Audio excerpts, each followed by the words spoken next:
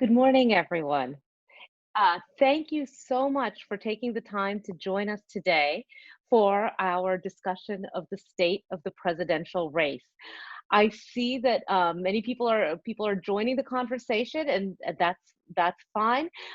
We have what we are doing. Let me just say, I'm Meena Bose. I'm the executive dean for public policy and public service programs, and the director of the Peter S.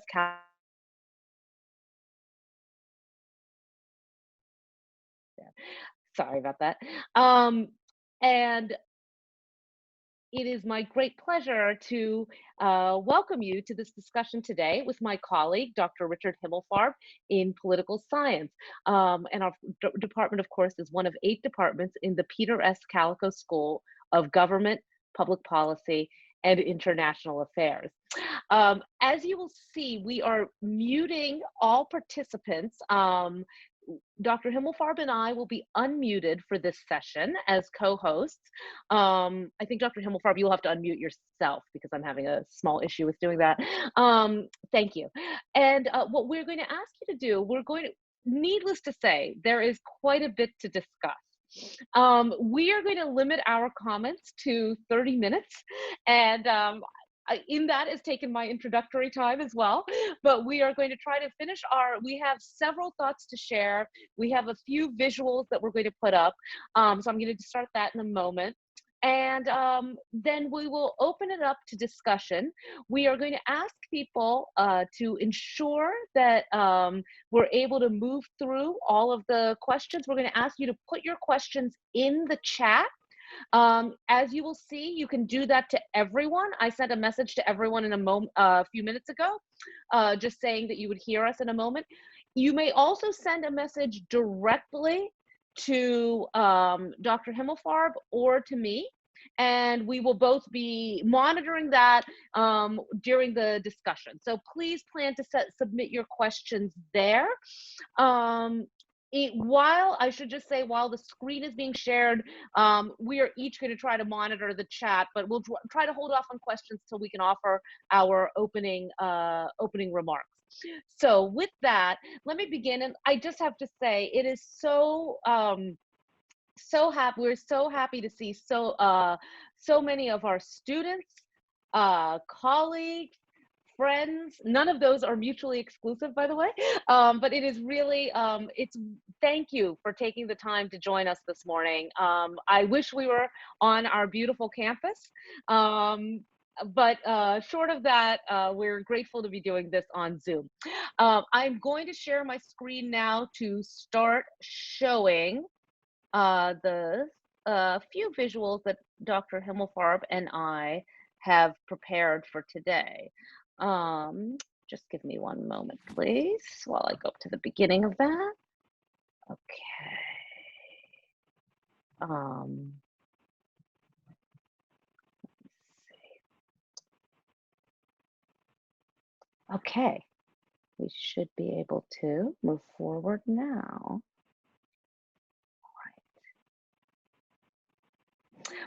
Well, let me provide a very small, quick background here on this conversation that Dr. Himelfarb and I have been leading really with students since the beginning of this year.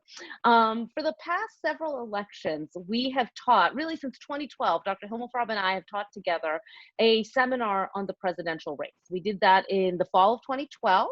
I had done one in the fall of 2008. We both taught in the fall of 2012. Dr. Himelfarb taught in the fall of 2016. And in the spring of 2019, Dr. Himelfarb suggested to me that with all of the questions about who would be running in 2020 in the wide open presidential race and the surprises from 2016, that we would be remiss if we did not offer an early assessment of the presidential race from the time that from the very beginning of the formal nominating contests. And so I must give a thanks to our Hofstra University Honors College, which kindly agreed to allow us to offer a seminar in the spring to look at the presidential race from the Iowa caucus. If you remember, in February, that was the big news. Seemed very exciting in the race, and how much has happened since then. But we began the conversation in February 2020, and we will be teaching another seminar this fall going through the general election in the Department of Political Science. And our great thanks to our department chair, Dr. Dudek, and to the Hofstra College of Liberal Arts and Sciences for allowing us to continue this conversation. I also have to give a big thanks to our students, many of whom know that, of course, because our conversations have been so rewarding this semester, first on campus and later via Zoom, not at all how we anticipated teaching, but our students rose to the occasion, and our conversations were in fact so instructive and engaging that we decided after the semester we would continue to converse with students, and we've done that a few times already, plan to continue that over the summer. And so when Hofstra kindly invited us to offer a public session, it was really quite easy to continue that. There are 4 topics that the two of us have decided we'd like to focus on today. First one, the Electoral College, maybe starting back from November 3rd, what we expect to see. Prospects for Democratic vice presidential candidates. The national nominating conventions, and you may have seen the news earlier this morning. It looks as though the public event for the Republican convention will be in Jacksonville, Florida. Not an official announcement yet, but the news reports seem to be moving that way. And then prospects for the general election. I am going to discuss the first 3 points, and then I'll turn it over to my colleague, to Dr. Himelfarb, and then we'll open it up for discussion. Let me begin with a map of 2016, and the sources are here for you to see, right?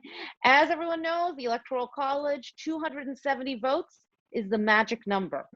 And I think it's instructive to begin with the Electoral College because there are many proposals for reforming our system of presidential selection. I started teaching at Hofstra in 1996. At that time, didn't spend a lot of time on the Electoral College. In 2000, I was teaching at West Point. My students know, I've said this many times, on election day, a student asked me what would happen if George Bush won the popular vote and Al Gore won the Electoral College vote. And I famously said, we have not had a discrepancy since 1888. It will not be an issue. And of course, it was an issue for the next month. Then after 2000, there were numerous questions about how the Electoral College functions, whether there should be proposals for reform. The National Popular Vote movement developed a few years later and has an increasing number of states that are party to that. But again, not until 2016, when we had a second discrepancy between the Electoral College and the popular vote, have we started to see real questions from students, in the public, scholars, policymakers, right, about whether this institution is relevant. Now, I know there are some people in this audience who have been strong advocates and much appreciated of hosting a formal event on the Electoral College. We do plan to do that, most likely post-election. But for now, let me just say, this is the system of presidential selection. And the magic number, of course, that any presidency scholar will focus on is 270.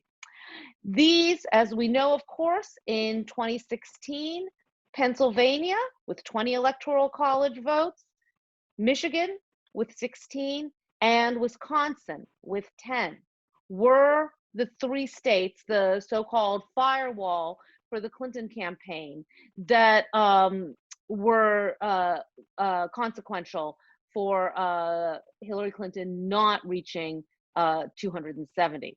Of course, the final number, I should note, there were 7 faithless electors in 2016, 2 for Donald Trump. and 5 for Hillary Clinton. Those affected the final vote totals. And in fact, there is a case pending. The Supreme Court heard arguments in the middle of May about whether states may oblige electors to vote for the candidate to who wins their state. That remains to be, we're expecting a decision in July. This is the map in 2020 from 270 to win. And I think most students know this is a site that we refer to frequently. If you want to look at prospects for victory and playing with different scenarios, what I'd like to point to here is that this is a challenging map for the president. Florida, 29 electoral college votes, as many as the state of New York. Florida currently, Joe Biden, the presumptive Democratic nominee, got the number of delegates last weekend needed to win the nomination, is ahead by almost 3.5 points. These are my data is from Real Clear Politics as of about 2 days ago. Pennsylvania, former Vice President Biden is ahead 3.3. Michigan, Biden is ahead by 7 points. Wisconsin, 3. North Carolina, a state that went for Trump in 2016, the president is ahead by less than a percentage point. Arizona, Biden is ahead by 3 points. Texas is leaning red here, shaded red. President is ahead by 2 points. Won the state by 9 percentage points in 2016. Please note, I can't see the chat at this point. I am certain that there are people are thinking about the fact that we are in June, 5 months before Election Day. And it is, as we well know, remember from 2016, polls changed significantly. Perhaps probably one of the best examples I would give is that in 2016, as of September, following the national conventions, Hillary Clinton was ahead, I believe not quite by double digits in Pennsylvania, but very close. And of course, went on to lose the state by almost 50,000, about 44,000 votes. So it is early.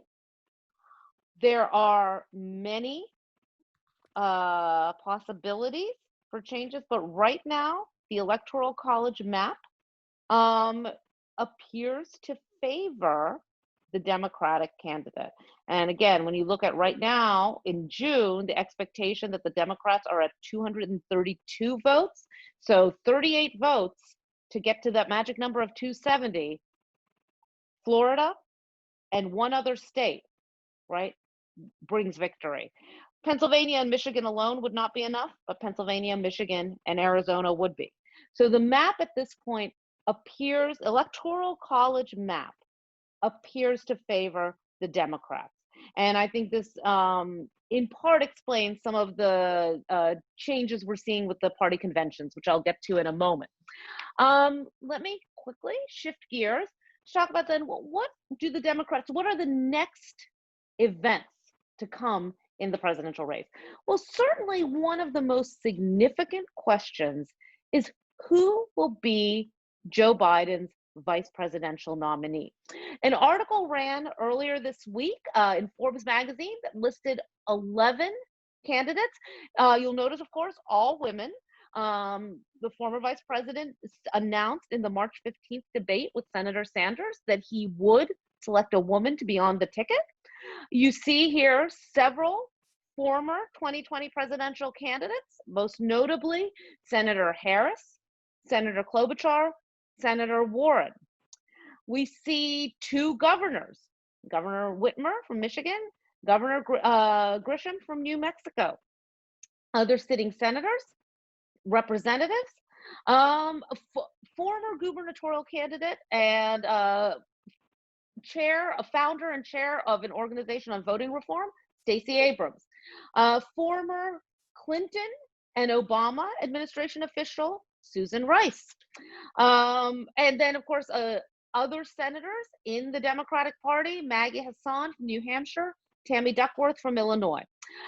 Each one of these candidates brings certain strengths, certain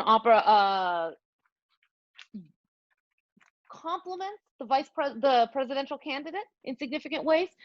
I would say that as former Vice President Biden makes his decision, which he said he'll do by the beginning of August, a few variables to consider are, I would say the first one is complementing the presidential candidate's strengths, characteristics.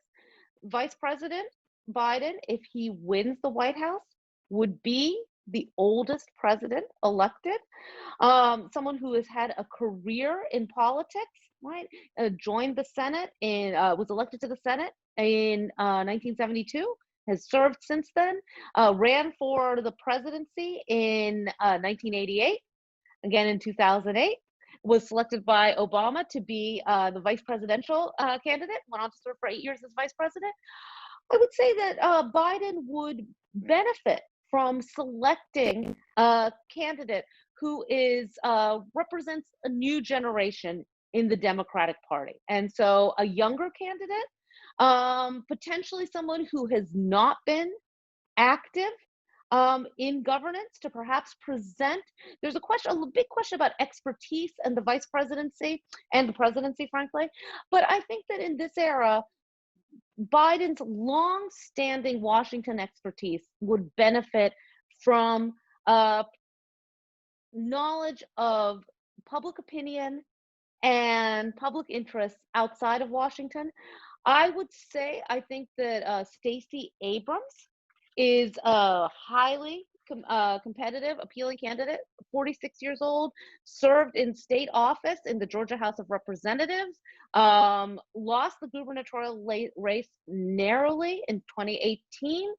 A number of issues with voter registrations being removed from the files. This is an issue, the Georgia primary yesterday. There have been a number of questions about the voting machines that were used.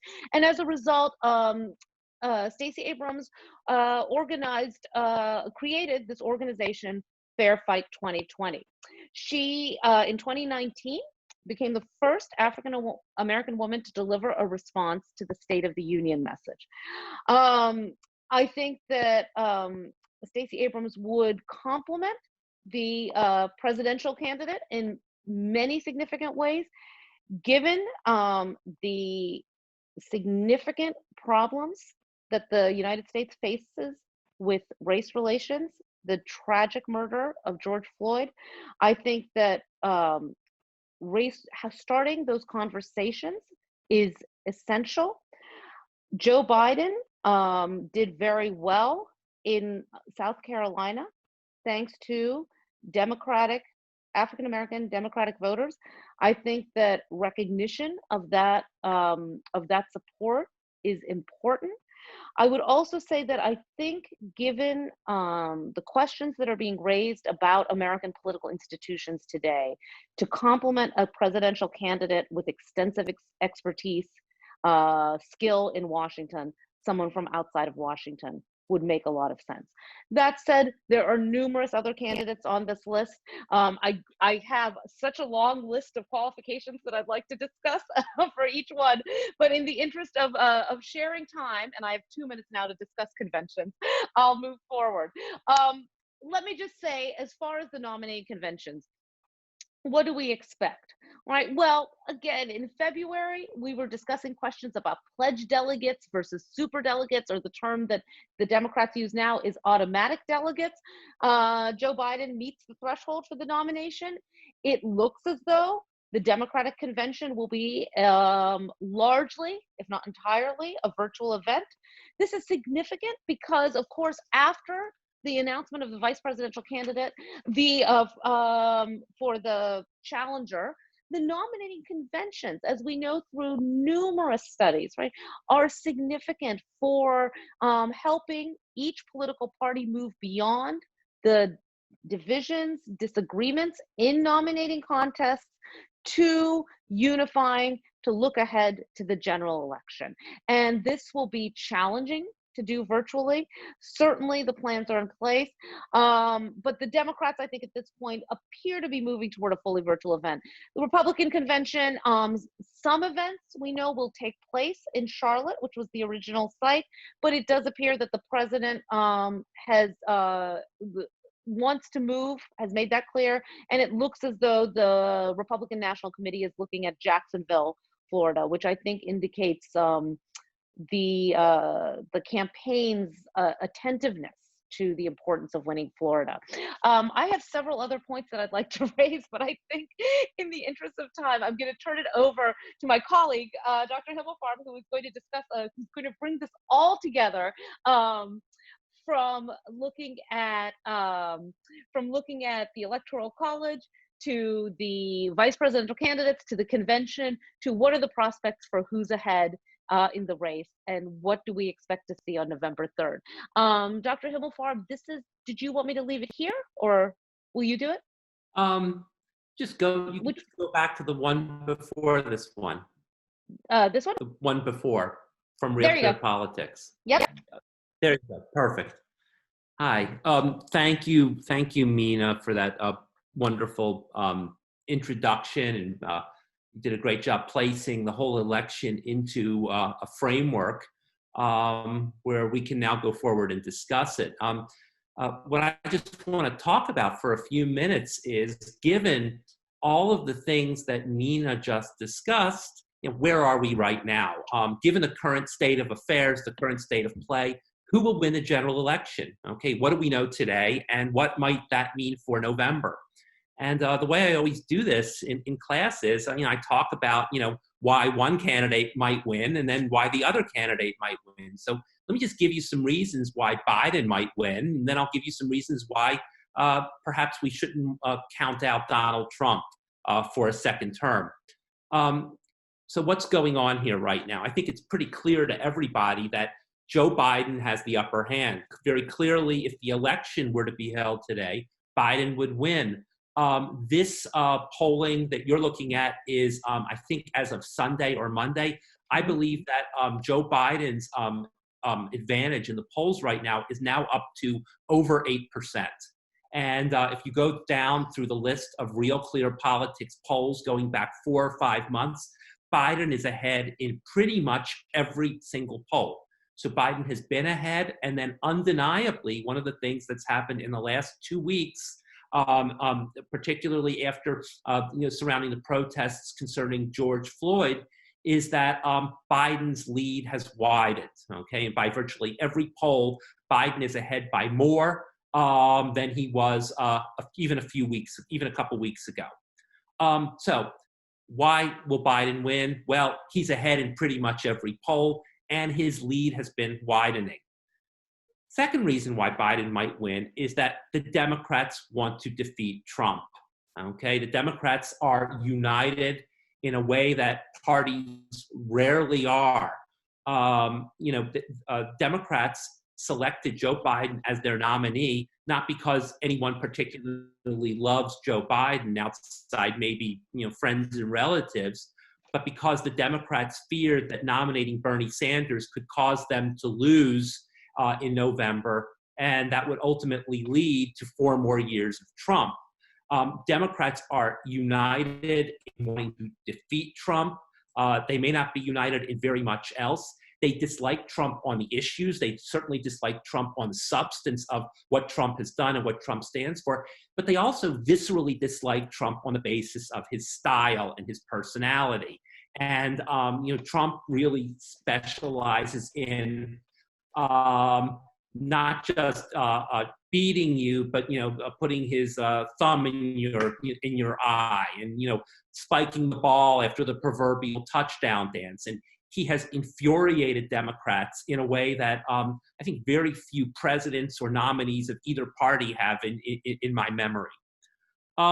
Third, and I think it's the important thing, or another important point in favor of the Democrats, is that the demographics of America favor the Democrats. Okay, America is becoming more heavily minority. There are more Black people, there are more brown people, there are more younger people in the electorate. They're becoming a bigger and bigger part of the electorate. All of these groups are relatively liberal. The Republican Party remains a party that is heavily white, heavily elderly, okay, or at least tilted towards the elderly. Those are declining demographics. So the demographics in the country really do favor the Democrats in this election and in elections going forward. Finally, Biden is going to win, you could argue, mostly because of Trump himself. Trump's leadership over the last several months has been, if you could argue, erratic, ineffective. His management of the coronavirus crisis consisted of a lot of contradictory statements, a lot of time blaming governors. And then, of course, we have this whole imbroglio that surrounds George Floyd right now. And I think it says a lot that Trump has really alienated people even on his own side. There was a New York Times, there was a NBC Wall Street Journal poll that came out a couple days ago, and it shows that Donald Trump is losing among women voters by approximately 25 points now. And it appears that women, even sort of Republican-leaning women, have left Trump. They've abandoned him. And I think the best reasoning for this, or the rationale for this, is that Trump's response to the George Floyd murder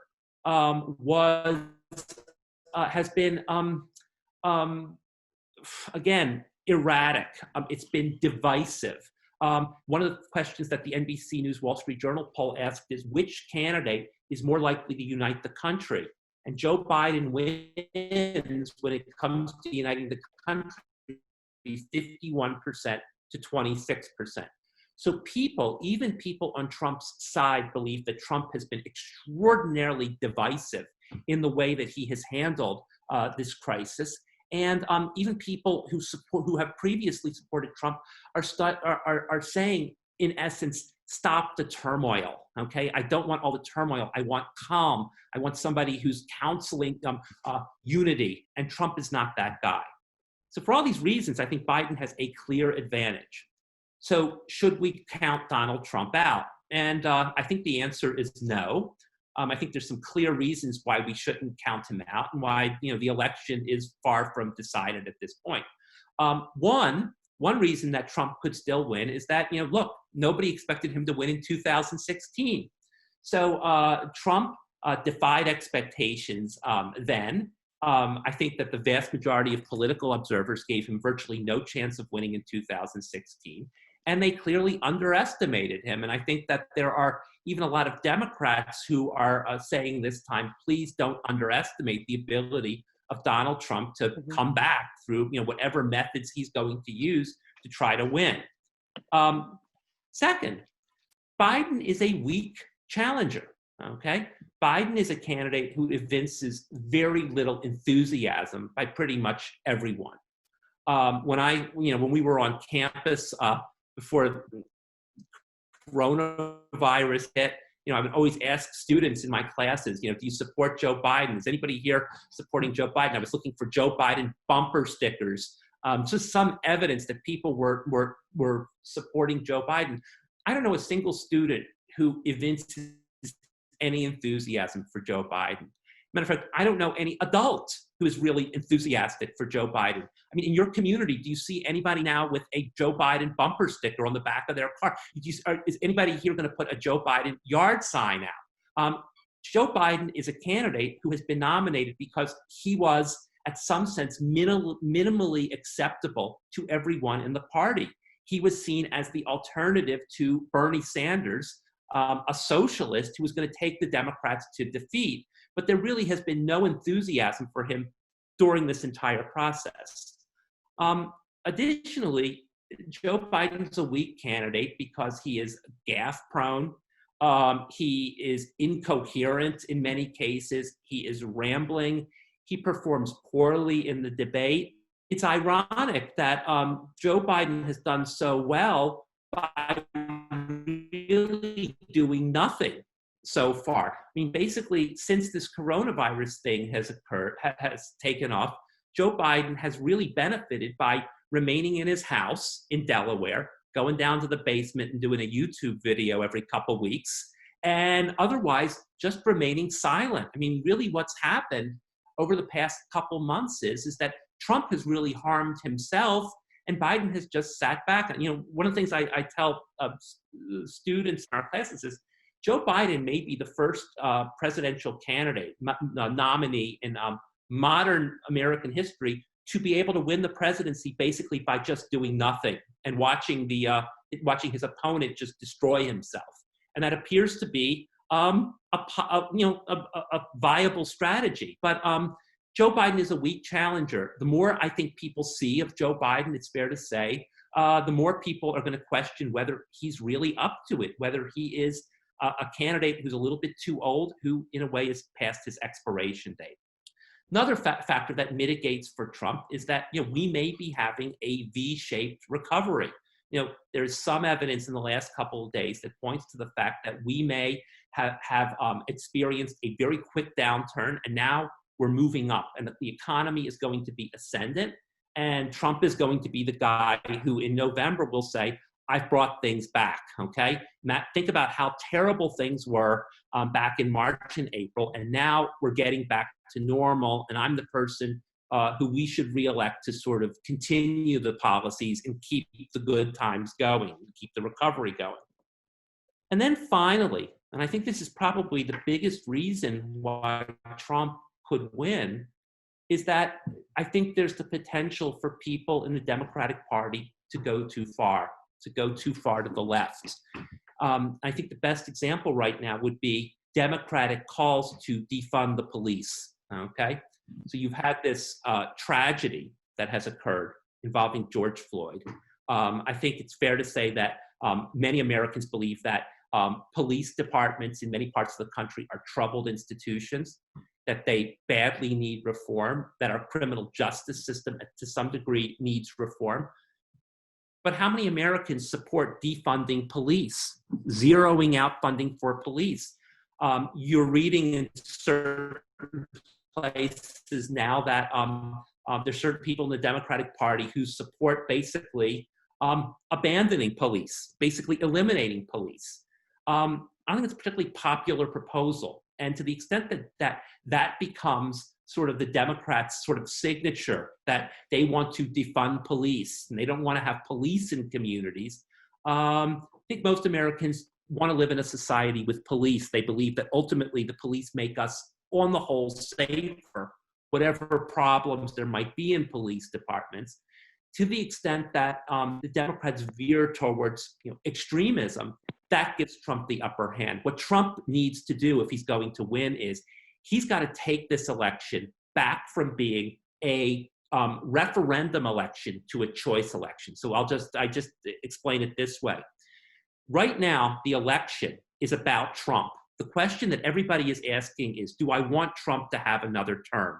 If that's the question that Americans ask when they go to the polls in November, Trump loses. Okay, if it's a referendum on Trump, people are going to go down, thumbs down.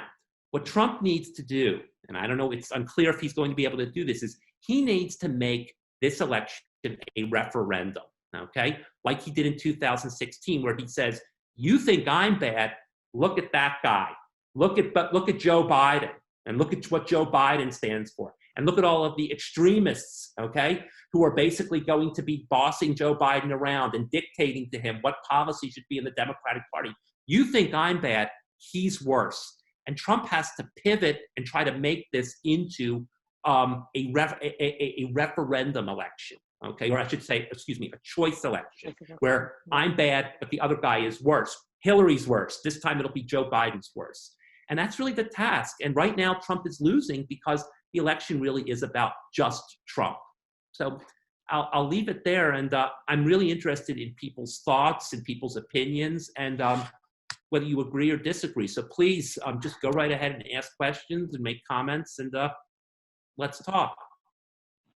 Okay, thank you, Dr. Himelfarb. And of course, now I just ended the screen share, and I'm seeing lots of questions that are coming in here. So let me try to go. We're gonna try to go in order. So let me begin here. And I actually just wanted to add one point. I think the concept that you raised, Richard, of a referendum election versus a choice election brings up a very related question that you and I have discussed, right? When we look at historical parallels, right? Is this 1972? Could it be 1968? And what does it mean that in 2020, Donald Trump is the incumbent, not the challenger? There have been, the president largely appears to be using a, um, a strategy of running against the system that worked in 2016, albeit not with the popular vote, but nevertheless it worked. He won the White House. That's not the strategy. The same strategy can't work as effectively, I would say, as the incumbent. But that said, let me move into the questions. The first one: how reliable do you think the polls are? I would say that actually the polling is highly instructive. One of the major issues in 2016 was that there wasn't a lot of state by state polling, particularly in Wisconsin. Hillary Clinton did not, as I recall, did not return to Wisconsin after the nominating contests.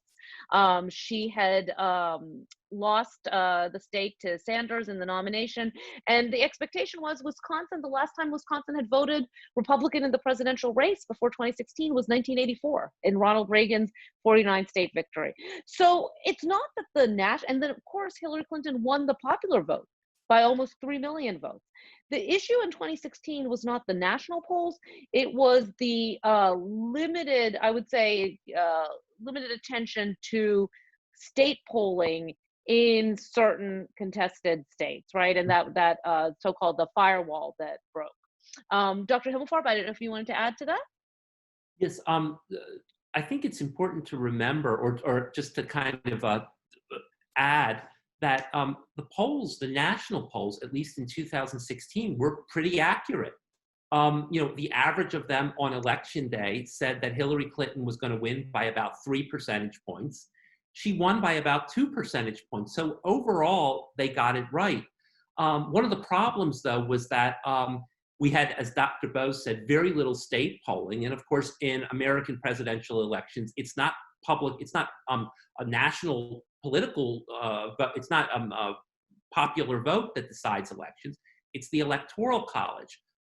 There have been articles in the New York Times and a couple other places to the effect that in 2016, Trump could lose the popular vote by as much as 5 percentage points and still win the Electoral College.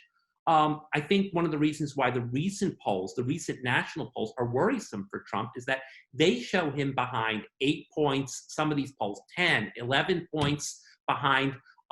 There's no way he will be able to win the Electoral College if he loses the national vote by 8 to 10 points. So he's sort of outside that margin where he really has any chance to win the Electoral College. I think what should worry Democrats is if Trump can kind of push national polls back to 3 or 4 points, then there's a chance he could actually pull off next time a very narrow Electoral College victory. But right now, he's outside that margin. Okay, thank you. Thank you, Dr. Himelfarb. So we got some private questions. Someone just asked, will this session be available for viewing afterward? Yes, we plan to. It should be available on the Hofstra website, not immediately after, but as soon as it is uploaded, we will we'll make that available. Second question that was received for us: will voters be looking at the vice presidential pick, and of course this is for the Democrats, to also be someone who could be considered as a 2024 presidential nominee? Very important question. I think that certainly Joe Biden's vice presidential nominee will be a likely candidate certainly in 2028, possibly 2024. I don't think that Biden would commit to one term. I would find that surprising. Um, but I think that the party will be, we're kind of, I think in really, frankly, in both political parties, there's kind of this question about the next generation of leadership. And I think that makes it particularly significant to bring in a vice presidential candidate who is ready to lead. Um, when called upon, and that could be just depending on the what happens in after 2020, certainly looking ahead to 2024. I would say in part that's why a candidate like Senator Warren, who ran a very strong presidential campaign, and there was some discussion after she suspended following Super Tuesday, would she be a likely vice presidential nominee? I think it's important to note that there are many strong former presidential candidates who could potentially hold other positions in an administration. Um, I think that the need for a generational change will be very important for the Biden campaign. So I would say yes. Looking ahead, this is someone who is the Democrats will be expecting a vice presidential candidate who could potentially be ready to run in 2024. And I would just add to that um, that I think Washington expertise is not a criterion for that at this point in time. Having given that the current president had no political expertise before running for president, and that in recent years, Barack Obama had served in the Illinois State Senate, had been elected to the U.S. Senate, but really started was elected in 2006. Really started running his campaign presidential campaign a year later. I'm not sure that an extensive resume in Washington is necessary. Dr. Himelfarb, should I move on, or would you like to add? Well, I think that I agree with you. Biden's choice of a running mate is extraordinarily consequential. Biden will, if he wins, will be as old when he takes as Ronald Reagan was when he left office in 1989. So he's going to be, what, 70, how old? 78 old when he takes the oath of office. Whoever is going to be his vice president has some chance of becoming president themselves. I think that there's a significant chance that Biden might only be a one-term president. Whoever he puts on the ticket with him is very well going to be, the leader of the Democratic Party going forward. So it's an extraordinarily consequential decision. I think that the George Floyd controversy, the George Floyd effect, is going to move Biden towards nominating an African American. I think that pressure is building and is almost becoming inexorable on Joe Biden. And what that means is that Biden is likely to nominate somebody like Kamala Harris of California. I think that she's sort of a lightning rod. And I think that she's somebody who I don't know if Biden completely trusts and may not be completely comfortable with. I'm thinking now, and I've been reading a little bit about Keisha Lance Bottoms and Val Demings. Keisha Lance Bottoms is the mayor of Atlanta. Val Demings is a member of the United States House who was a former chief of a police department in Orlando, right? Florida. And I think that these become, these two names whom virtually nobody knew about 2 weeks ago are moving to the top of the list and could be very well viable vice presidential candidates.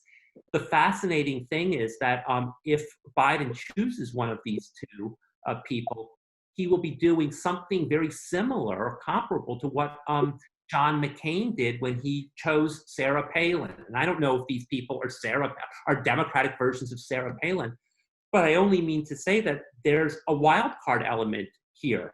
These people have never been on the national stage. There's an extraordinary amount of pressure. They're going to be asked to speak about issues such as foreign policy that they may know little or nothing about. There's going to be a huge learning curve there. And one of these two individuals could very well help Biden. At the same time, when you have people who are not seasoned on the national stage, you never quite know what's going to happen. So it's a fascinating choice for Biden. Okay, thank you. We've received a few queries, a few more queries here, some to everyone and some that are privately, on the vice presidential candidate. So I'll just address a couple of those quickly, and then we'll go back to the order. A question was raised about Condoleezza Rice as a potential for VP. I think it is virtually unimaginable that the Democrats would do that. I think that it's something that's very appealing on in entertainment to talk about a unity ticket, if you will. Thinking about some TV shows that have aired recently, but I just don't think that's realistic at all. Why isn't Representative Ocasio-Cortez a pick for the VP? I think that I'm not sure that is necessarily going to bring the unity within the Democratic Party that's needed. And I think that Representative Ocasio-Cortez is quite effective in Congress, in the House. And yes, thank you, Jay. Thank you, Jim, for bringing up, of course, the age variable as well. And of course, the constitutional requirements for president apply to the vice presidency. Natural born citizen of the United States, 35 years old, and 14 years a resident. Of course, I think it would be I think that we're looking at the future of the Democratic Party, but not in 2020. Question was raised about, will Trump keep Pence? I think it would be. I think it's too late in the game, frankly, for a change in this point in time on the Republican side. Then I mean, it's with weeks away, but the planning, given that the Republicans are still planning on determining where the convention will take place, I think that's unlikely. Well, why don't we move forward to, okay, how important is the level of the stock market in this election? Richard, I'll just say a couple words and I'll turn it back to you, because you were talking about retrospective voting earlier. We certainly, right, we know political science research says if the economy does well, then voters largely tend to stay with the incumbent for re-election. If the economy is not doing well, not necessarily an endorsement of the challenger, but voting the incumbent out of office. We have had numerous case studies, in fact, of incumbents who have weak incumbents who there was potential for losing, but due to a steady economy were able to stay in office. And then in recent American politics in the last 50 years, of presidents who were just simply on the economic circumstances made it all but inevitable that they were going to lose. Dr. Himelfarb? The stock market is merely one indicator, but I do think it is an indicator for a lot of middle class people about how things are going. And I would say that a good stock market isn't necessarily going to help Trump, but a bad stock market could definitely hurt him. When I think about the stock market, I think about a lot of middle class people who have money tied up in 401ks, 403bs, who have money, who are retirees, who have a little bit of money there, and that's where you're invested. And when things are uncertain there, or when you get that envelope from TIA Craft or wherever you get your pension from, Charles Schwab, and you see that you've lost 5% or 10% or 15%. It does cause anxiety. It does cause uncertainty. I think that the fact that the stock market appears to have at some level stabilized, even temporarily, is probably helpful for Trump, but it's only one factor. Okay, great. Thank you. Question came up. Let me see. What was the next one? Will Okay, I'm just gonna do one more vice president one, then I want to come back to these. Will Representative Clyburn from South Carolina play any part in the selection of the VP candidate? I think that certainly Representative Congressman Clyburn has spoken about this. Is not, I believe, he's not on the four-person committee that is chairing the search for Biden, but without a doubt, I think it's pretty fair to say is a trusted advisor. Gave Biden some very strong advice the week before the South Carolina primary about about reaching out more to Democratic voters, of making a strong case, and I think is really credited with his strong endorsement and active campaigning for Biden was very important in South Carolina. And so I think that the Congressman Clyburn's views will certainly be taken seriously by Biden. There was one other VP question I wanted to address. A question came up about Amy Klobuchar, Senator Klobuchar, as a candidate that moderate Republicans, anti-Trumpers would be happy with. I think certainly Senator Klobuchar campaigned very effectively for the nomination. It was I was surprised to see her drop out before Super Tuesday, but I think that what you saw there was a large part from the Democrats of the importance of unity behind the ticket. Senator Klobuchar, of course, was a district attorney in Hennepin County in Minneapolis. I think there have been, I'm not sure if the timing is right for Senator Klobuchar as VP. I would say this again, though. I think we have to keep in mind there are numerous opportunities in an administration for people to serve. And while, for example, Senator Harris has been discussed as a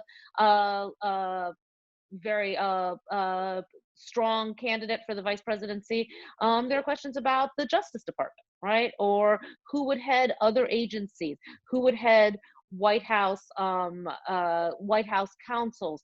To some degree, candidates, former presidential candidates who have disagreed with Biden might be better suited, positioned in cabinet agencies, I would say. We'll come back to that later, but I do want to get to a few other comments here. Yeah, please go ahead. Yeah, George Floyd has destroyed Amy Klobuchar's chance to be Joe Biden's running mate. The fact that that event took place in Minnesota has made the potential for her to be his vice presidential running mate non-starter. In the absence of this, she is temperamentally in line with Joe Biden in the way that he approaches issues. She has his sort of moderate liberal approach, an incrementalist approach that sort of moves the country slowly to the left. That was very compatible with Biden. She also got out of the race at exactly the right moment and endorsed it, basically prevailed upon her organization in Minnesota to basically mobilize on behalf of Biden. And Biden ended up winning in Minnesota on Super Tuesday, even though he had not campaigned in Minnesota. And she would have been, I think, the choice that he clearly would have been most comfortable with. But now that George Floyd has occurred, it is off the table. It's a non-starter. Yeah.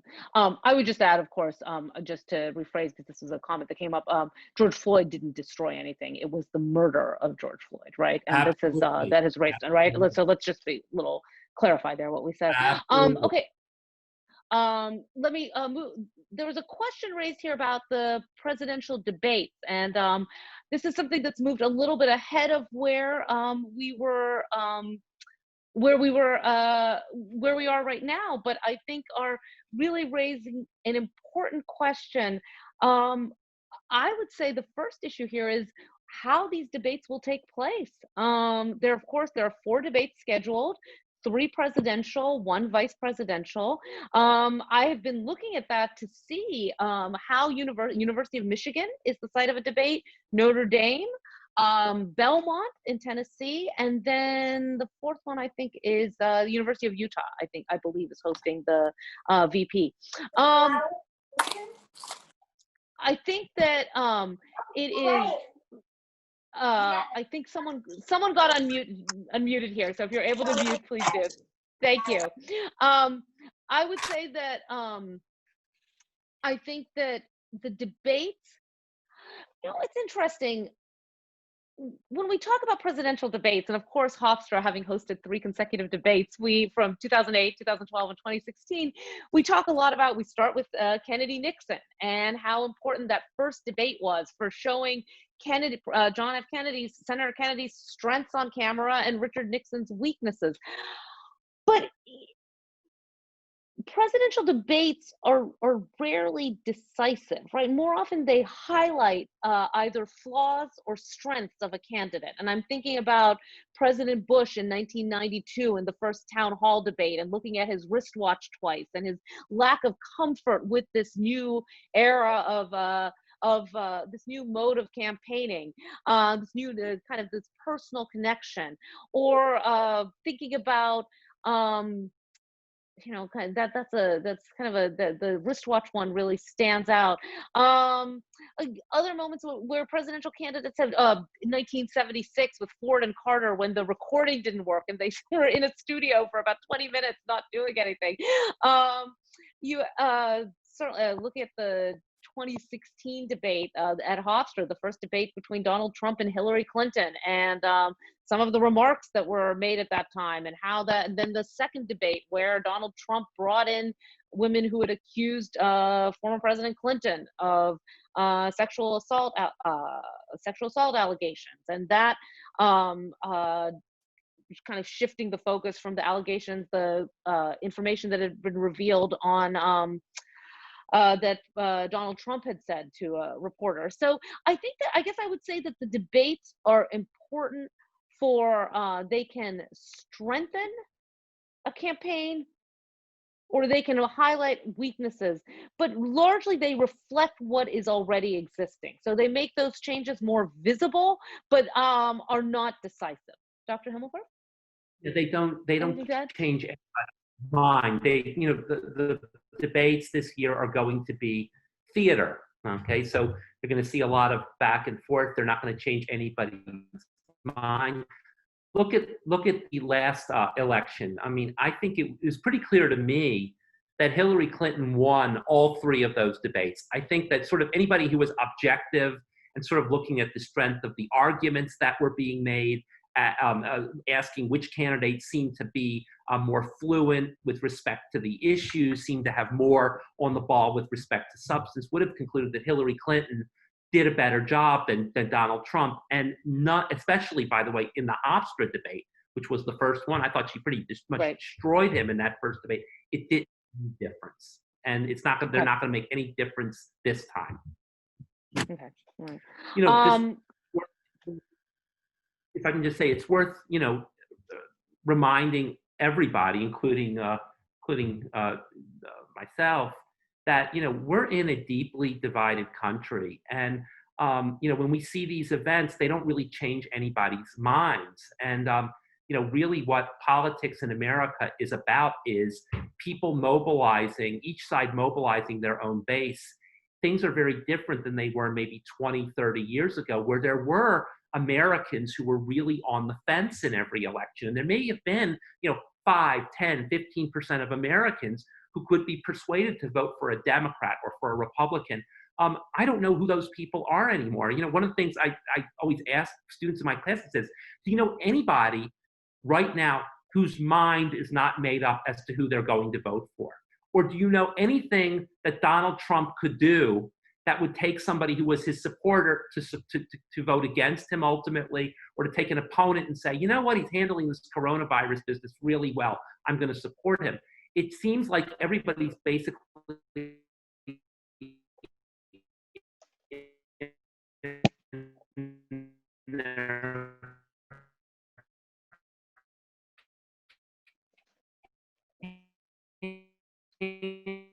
I mean, go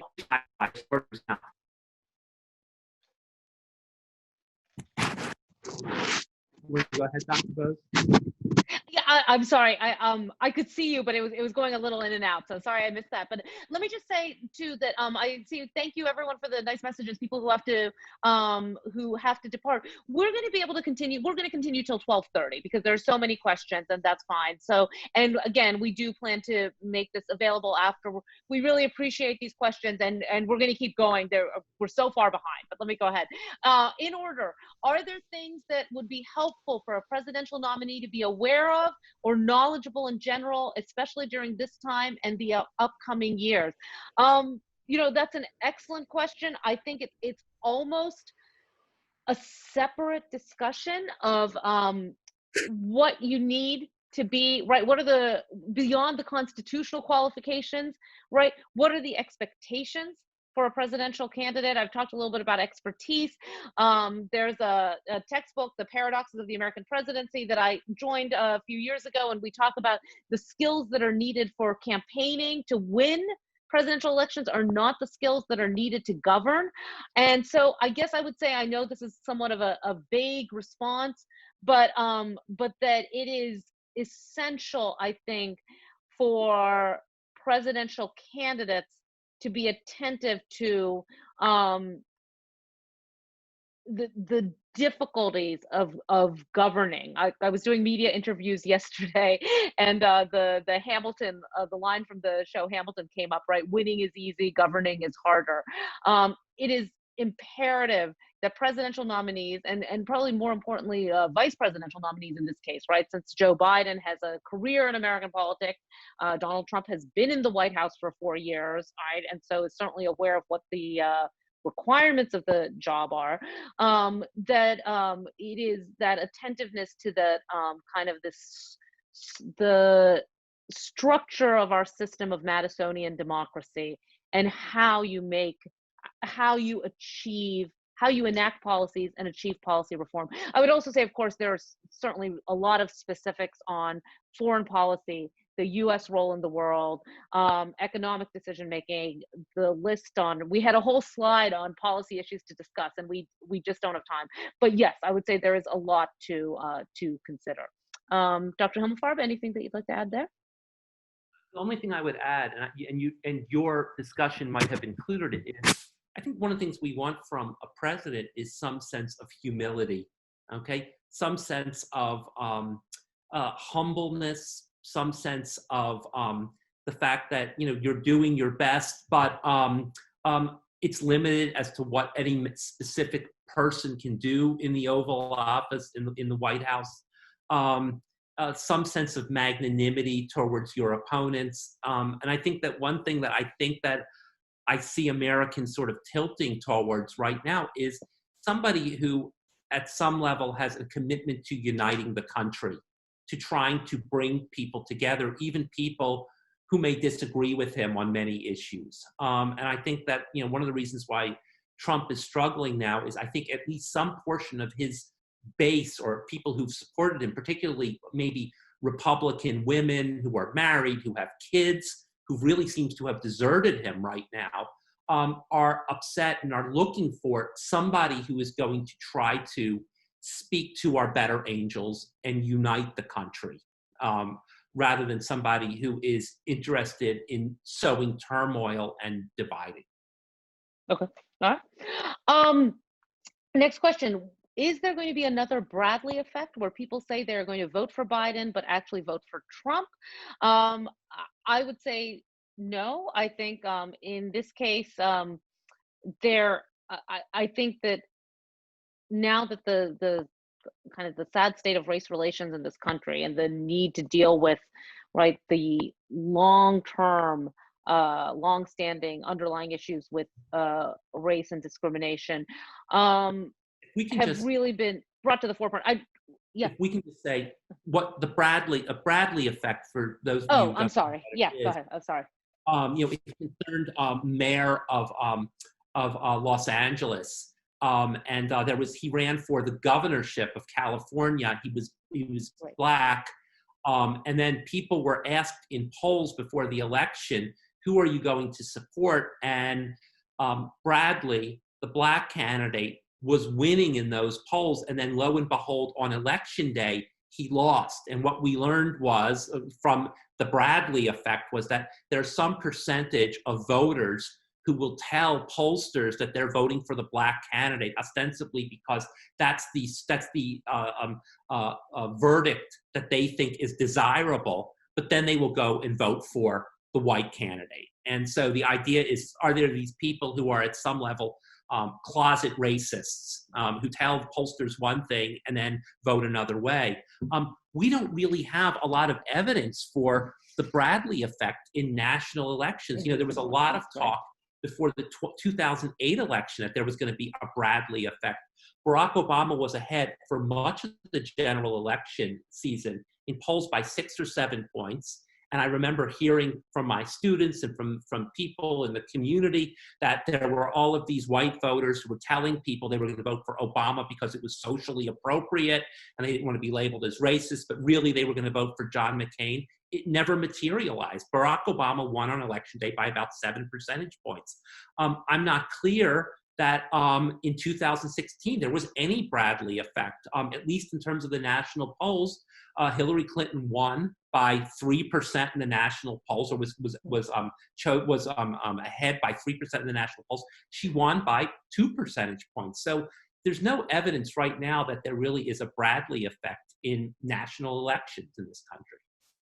Yeah, no, and I think, thank you, Dr. Himelfarb. And I would say that for many of the issues that we raised earlier in this session, it's just, it just does not, it just doesn't seem likely that that people who are not supporting Biden will shift to vote for Trump. You might see people not go to the polls, but I think actually 2016, and we saw this in the 2018 midterm elections, the 2016 election made it very clear to Americans the importance of voting. And so I think people are going to make their decisions and will show up. That actually brings us into these next questions. We have some questions about polling and about voting. To what extent will Russian interference affect the election? This is certainly a good question. Thank you for raising this. Voting security is a significant concern. Again, we saw yesterday in primaries in several states issues about problems with voting machines, how the challenges of counting for voting by mail election day could be, we may not know the results on the night of November 3rd. In fact, this was a concern even before the COVID crisis, right? When there were questions about if Arizona, right, which is a couple of time zones behind, right, how, as those votes were counted, could this go on? Now there are reports that counting votes, especially if there are an increased number of mail-in ballots, could take longer. We may need to wait a few days. If you remember the Wisconsin primary, which did take place, that primary took place, the results were announced almost a week later, and a challenger, a significant race for a state judge position, won the primary. So I would say that this is a significant concern, and it will be important. Voting is run by the states. Obviously, there is a there's a role for the national government to play, and this attention to voting security is an important one. I can't say more at this time, but Richard, if you want to add anything. Well, there was a big New York Times article about this a few days ago. I direct your attention to that, and it's frankly worrisome that we could have some type of interference in our elections. I think this is far more likely to come from internet voting than mail-in voting. Regarding mail-in voting, to the extent that we have a lot of mail-in voting and we have a close election, I agree that it is somewhat likely that we might not know the winner of the election for several days, because opening up mail-in ballots individually, again, there's a lot of just manual work. You can't just do that with with a laptop. It could mean that we might be waiting a while for the results. So there is that possibility. Right. And that's certainly not undemocratic. We've just become used to knowing, right? We're used to kind of getting information instantly.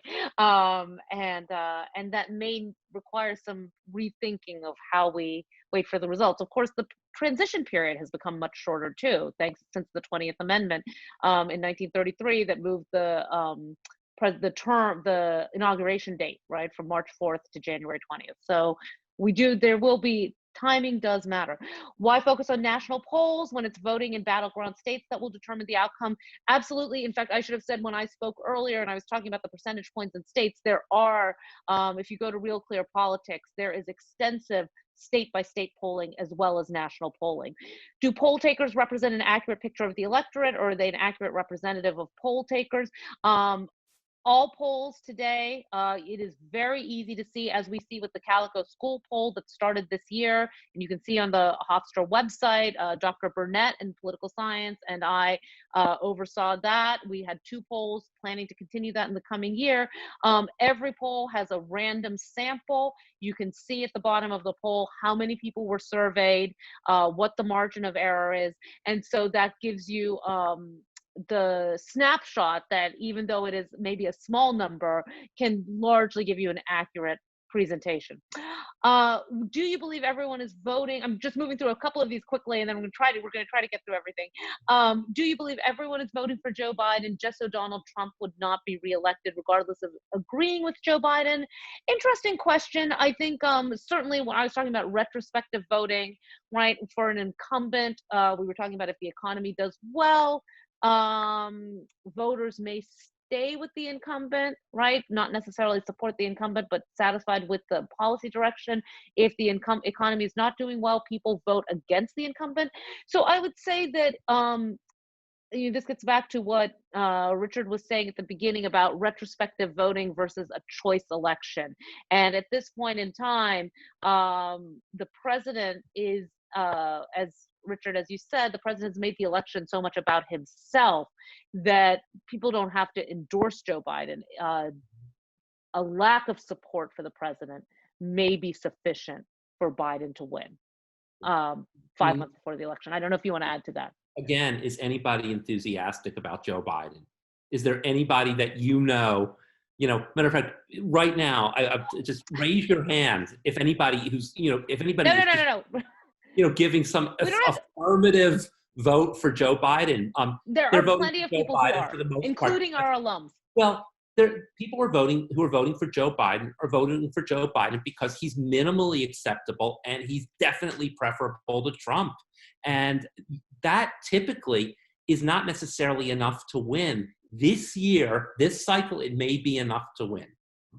Well, I would say this. I would also add that an advantage that Biden has, which was not an advantage initially, but that the argument that you made that what is Donald Trump's route to victory, the challenge that Trump has is that Biden is a moderate, and he's not easy to kind of categorize and say, right, Biden is going to change the world in this way. Biden served in the Obama administration, was vice president for 8 years, has built a career on forging relationships, incremental change, has discussed the evolution of his policies over decades in Washington.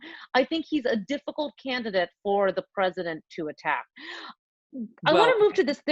Okay, all right, go ahead, and then I think what Trump's tact is going to be is Biden is weak. Okay. Biden is weak. Biden is past his prime. Even the derogatory nickname that Trump has for Joe Biden, Sleepy Joe, just this guy who's just kind of out of it and really isn't up to the job. And I think that's going to be the tact that you are going to see him take. And also, as there's this controversy in the Democratic Party over everything from police, defunding the police, to the Green New Deal, to socialized medicine. And Joe Biden is trying to sort of navigate those kind of difficult waters. Again, Trump's going to basically say, this guy is kind of allows himself to be pushed in whichever way, he's sort of somebody who's kind of in stormy seas and is really not the guy to navigate the Democratic Party or the country through stormy waters. So that's going to be the argument that Trump makes. Again, I don't know that it's going to ultimately be effective, because I think that people are so disturbed at the divisiveness and the turmoil that Trump has created during the last 4 years. I think that one of the things that current events, I think, are leading Americans to say is, I just want to stop to all of the turmoil. I just want a period of, possible calm and unity. Yeah, and I guess I would just pick up with that, Richard, and just say that I think one of the challenges, again, that President Trump faces as the incumbent is that he's not able to, right? He's fomenting a lot of the turmoil, right, and a lot of the discord, and so it was easier for Trump in 2016, right, as the challenger to say, I'm going to break through this and I'm going to change things. Right. Now he's the person in charge. There's a question here that was raised. This came up a while ago, and it's very important. What will be the impact of the Durham investigation? This is referring to the U.S. Attorney, John Durham, who's investigating hearings into FISA, the FBI during the Obama-Biden administration, foreign intelligence surveillance, and the FBI. This is getting to the questions of the probe about abuse of the federal surveillance, particularly during the transition period in 2016. I have to say, I'm not sure at this point that this is an issue that is at the forefront. I guess I would say that these hearings are significant to voters for whom this is a major concern. There's been a lot of response to this. I think this raises a question about kind of how you balance civil liberties and the government's ability to collect information. We've seen a lot of response on this. Critics of the investigation. I'm just not sure that I don't think this will be an issue like the Clinton email issue from 2016. So I would say that certainly the investigation is going forward. I don't see this changing voters' minds, or necessarily mobilizing voters who might not otherwise be involved. This is. Please, this is, no, I think it's a lot of sort of inside Washington, inside baseball stuff that is of no concern. Whether it's the Republicans talking about Obamagate or the Democrats talking about the Mueller report. None of this has changed anybody's mind about anything. Matter of fact, the amazing thing is that you realize we've had an entire discussion today about the election, and I'm going to mention impeachment. This is a president who was impeached back in January, and this is not even something that's on the table as to why he should be elected or why he shouldn't be reelected. And it's all just something that happened 5 months ago that everybody has just forgotten about. The impeachment trial was very January 2020. Yes, right. It is stunning, and thank you, Dr. Himelfarb, for bringing that up. It really should have. I mean, really, just quite a world from when how we were discussing American politics in January versus now. Again, I wish we could have more to discuss on that topic, but on this topic of the investigation. But for our purposes today, for the presidential race and prospects, I don't see an impact. What about the issue of voter suppression, Trump's declaration of a rigged election, and his consequent failure to leave the White House? This is a really interesting question. I was reading an article yesterday. There's a book by, I think it's an Amherst College professor, who's raised the issue of what if Biden wins by 280 electoral college votes? What if the president raises questions about vote counts, legitimate voting, refuses to leave? And the argument that that the scholar makes is that this won't be an issue if Biden wins by 300 plus, right? If this is a clear victory. But if this is a narrow victory, remember, of course, just for recent history, in 2000, George Bush won the White House with 271 electoral college votes. So he had a window of one. If two votes, if there had been two faithless electors, which by the way, again, is an issue the Supreme Court will address, that election would have gone to the House of Representatives. I think this is the question of voter turnout is essential, and this is, you know, I'm a little hard pressed here because this is something I would say that the country needs to be attentive to, and we need to be aware. This is why voting. We really can't wait till September even to think about voting. The plans need to be put in place, and there needs to be discussion of what mail-in balloting will entail. Whether it is, for example, whether ballots have to be sent by or received by election day. This is an issue in local elections. I can just tell you right in school board elections, they were ballots on Long Island were due yesterday. I think they changed it now to the postmark date. These are questions that have to be addressed, and they need to be addressed soon. I don't think they can be ignored. I guess there's not much I could say to that. And I'll just add a follow-up here, a question that came privately. To what extent could COVID affect the election, i.e. providing or not providing mail-in voting? Very significant concern. And this is, I think we're looking at, we're really waiting to see as states are opening up. New York, Long Island is in phase 2 as of today. New York City, of course, started phase 1 on Monday. We need, but that doesn't mean this crisis is over, and the health crisis. And so I think there is a need for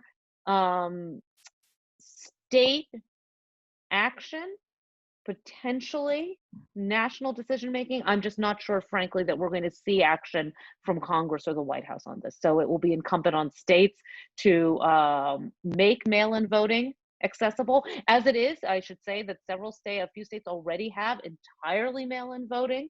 So this is not a completely new world in American politics, but I think that needs to be available. And the question of contingency planning or ensuring a peaceful transfer of power.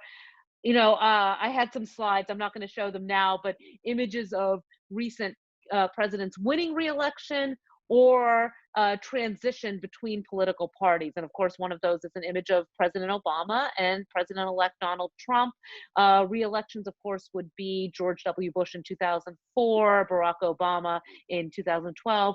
Which image we'll see remains to be seen, but the United States has been one of our constitutional principles is a peaceful transfer of power if an opponent wins, and that would be. I think there need to be plans put in place to ensure that happens if that's the case. Richard, I think I've spoken a lot here. I don't know if you want to add that one.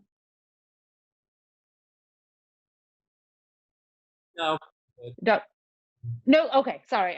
My Good. internet's going a little in and out right now there. Sorry about that. Okay, let me keep moving down. Interesting question, should the Democratic strategy concentrate on the non-white voters in the key states of Florida, Wisconsin, Pennsylvania, Michigan, etc.? Now, this is really interesting. Richard, you had sent to me yesterday, right, the Nate Cohn piece in the New York Times about how well Biden is doing among all blocks of voters at this point in time, right? That this is, Yes.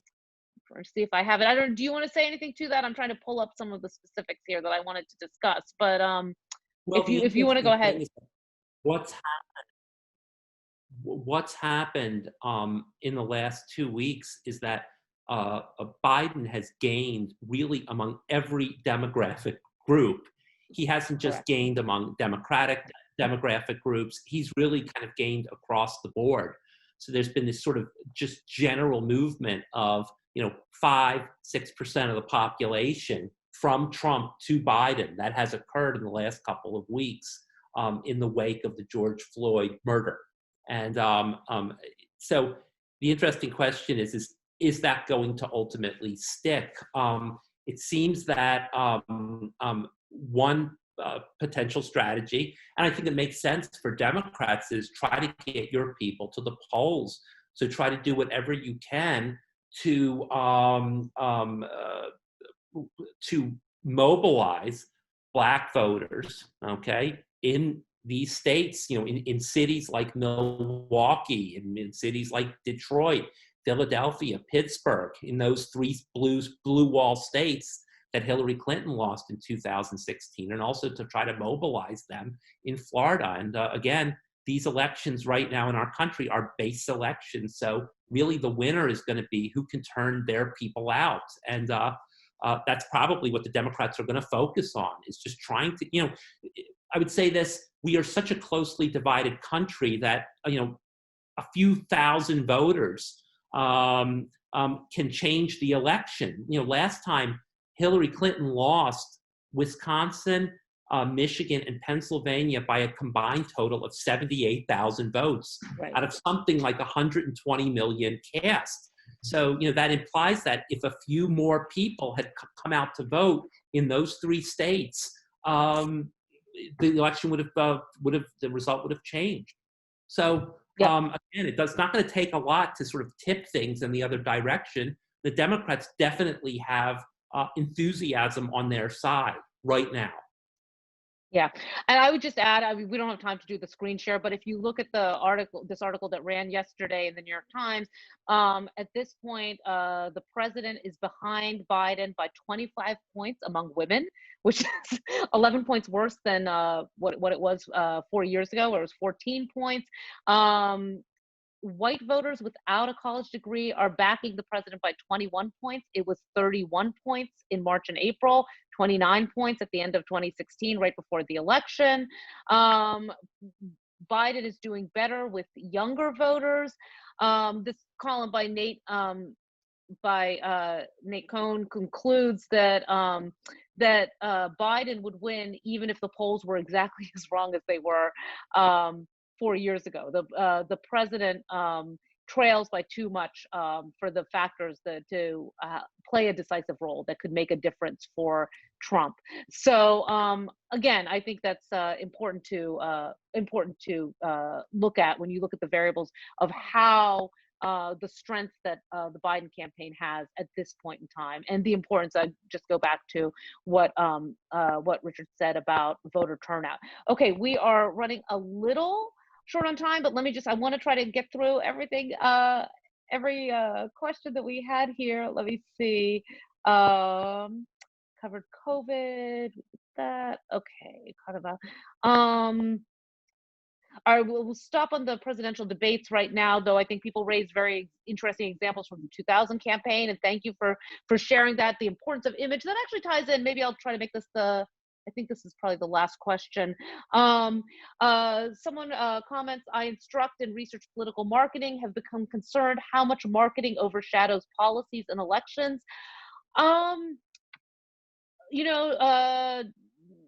Dr. Himelfarb, I would say that we could run an entirely different session on reforming presidential selection, from caucuses to nominating contests, to the convention process, to debates, to the electoral college. I would say that the challenge here, of course, is there is such a narrow window for reform, because there were discussions after 2016 about reforming the electoral college. There's a case in the Supreme Court, as we've discussed, for that reason. The window is very small, and I would say that some decisions are made by parties, such as whether how they decide to proceed with nominating contests, whether they have more regional votes, what regional contests in coming years. The system we have right now certainly favors election campaign strategy. The skills needed to prevail in a campaign are not the skills needed for governance, right? Presidential campaigns focus on public visibility, on kind of short statements, very little attention to kind of the compromise, the mediation needed for governance. So the point is well taken. I don't think it's one that will be addressed at this point in time. And Dr. Himelfarb, I'll just turn it back to you in a very quick moment. Let me just say that voter mobilization, a question was asked, how do you increase eligible voters? I think that this is dependent largely on groups to increase voter turnout. Dr. Himelfarb, I will give you the last word. Yeah, in terms of increasing eligible voters, I think we're going to see, a relatively high proportion of the electorate voting in November. Um, People tend to vote when they believe that the stakes are high and that there's something that to be gained or lost from the election. And so I think that people on both sides in this debate right now and in this election believe that the stakes are extraordinarily high. And as a result, I think that you're going to see voter turnout probably at 65% of the voter eligible population, which would be a record in modern American history. And I think you could see it potentially approaching 70%. That's what I've heard some political scientists say. So we'll see. Interesting. Let me just say, I'm sorry, I realized I missed two questions, and I'll just quickly say a question came up. Are we likely to have a multi-party system given the polarizing candidates? I would just say very quickly, with the structure that we have, our political system, winner take all, single member districts, favors a two-party system. So you would need structural changes for that. And a question came, would announcing possible cabinet members possibly help Biden? I would say that Biden would be well served to hold off on that until after Election Day, but certainly the plans need to be, planning is needed now. With that, let me thank everyone for taking the time to join us today. This was a highly instructive and enjoyable discussion. Huge thanks to my colleague, Dr. Himelfarb, for taking the time. I enjoy continuing the conversation, and I will give you the last word here there. No, well, I'd just like to thank everybody for coming. And if anybody has any questions or wants to speak with me, just send me an email. I'm always interested to know what people are thinking. And thank you, Dr. Bose, for helping to organize this. I very much appreciate it. Okay. Thank you. Thank you. guys. Thank you, everyone, for joining us. This will be available, and you will receive a message when the video is available on the Hofstra website. Thank you, and we look forward to continuing the conversation soon. Thank you.